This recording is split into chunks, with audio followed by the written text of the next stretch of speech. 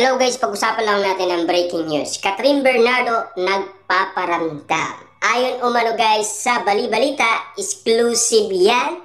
Finish na Catherine Bernardo, suot ang mga regalo ni Daniel Padilla, mukhang may balak yan. Na alam naman natin kasi guys, yan ay isang exclusive na pinag-uusapan na parang suporta niya sa solid fans noon na si Tita Che. Na alam naman natin kasi guys kung bakit nabuo ang Katniel fans dahil sa kanya.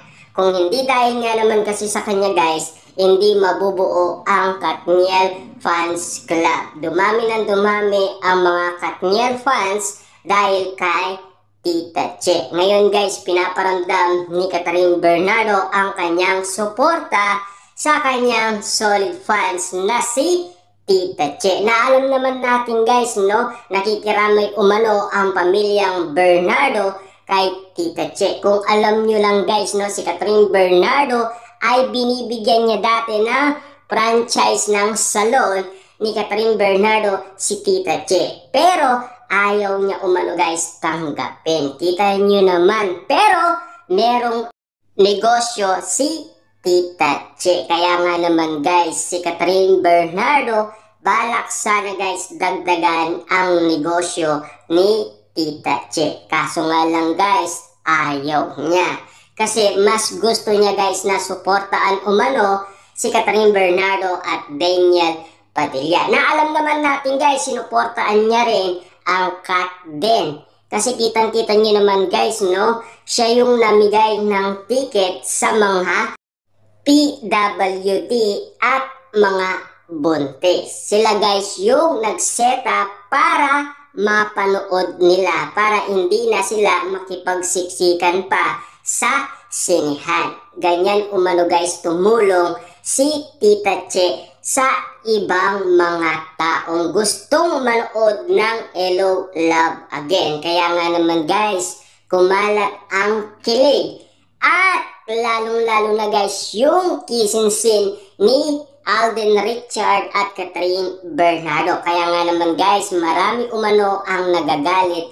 Pero alam naman natin guys ngayon, si Catherine Bernardo ay mukhang nagpaparamdam dahil sa kanyang suportang ibibigay. Dahil gusto niya umano guys ibalik ito kay Tita Che. Na alam naman natin guys, no, kita niyo naman ang tropang Katniel sinuportaan si Daniel Padilla sa kanyang kaarawan. Kasi alam naman natin guys, no, si Daniel Padilla ay sobrang busy. Kasi noong kaarawan ni Daniel Padilla ay nasa Batangas. Kasi nagtanim siya guys ng mga puno. Kasi alam naman natin guys, yun ay nakakatulong umano sa baha. Kasi si Catherine Bernardo at Daniel Padilla ay gusto nilang tumulong sa iba't ibang tao. Hindi lang naman guys sa mga hayop, pati na sa kapaligiran. At lalong-lalo na kasi guys, no,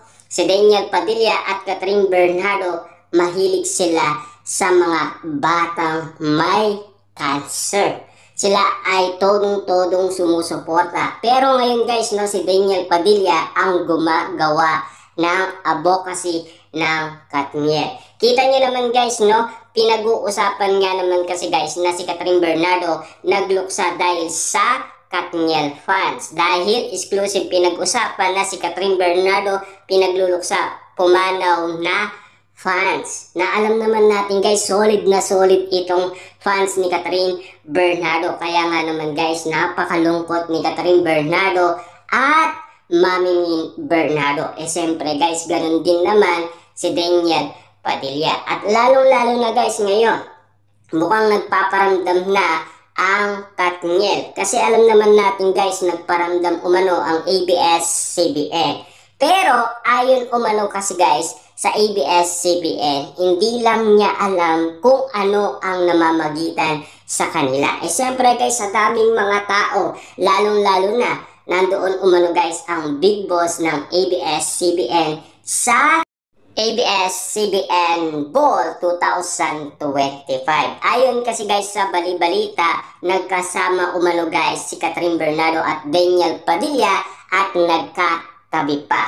Parang si Carla Estrada ang naging susi. Kita nyo naman guys, no? Grabe ang mga nangyayaring bali-balita umano ngayon sa social media. At lalong-lalo na guys, mukhang umiinit na naman ang mga mata ng mga netizens at mga Delulu fans kina Daniel Padilla at Catherine Bernardo. Lalong-lalo na guys, uli sa akto, pasabog ng Katniel, bistado na, sabay pumasok sa kondo sa BGC spotted yan. Na alam naman natin kasi guys, kailan lang ay pinag-usapan umano si Catherine Bernardo. Siyempre nangyari yun guys noon April 9, 2025, spotted daw si Catherine Bernardo sa parking lot ng BGC. Ang pagkakaalam daw guys ng bali-balita, si Catherine Bernardo ay lumipat sa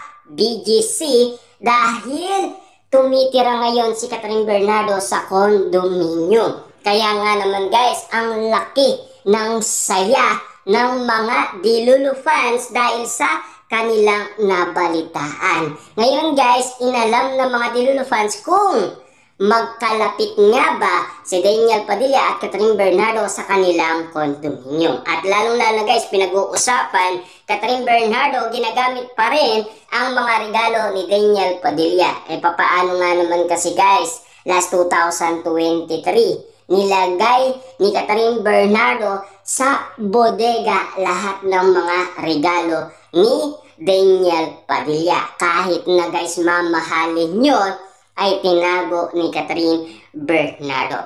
Pero, dahil nga naman kasi guys, merong pinag-usapan na pasabog sa social media ayon kay Sian Gasa, 99.9% nagkaayos na ang Katniel. Siyempre guys, nagpaparamdam na sila. Siyempre, alam naman natin guys, merong nakakauli. Ayon pa guys sa karagdagang balita ni Christy Permin, meron daw tumutulong talaga sa Katniel. Kaya nga naman guys, nagkaayos sila at nagkakausap na. Ibig sabihin, legit na legit guys na nagkikita umano sina Catherine Bernardo at Daniel Padilla. Siyempre, nagkaayos na, diba?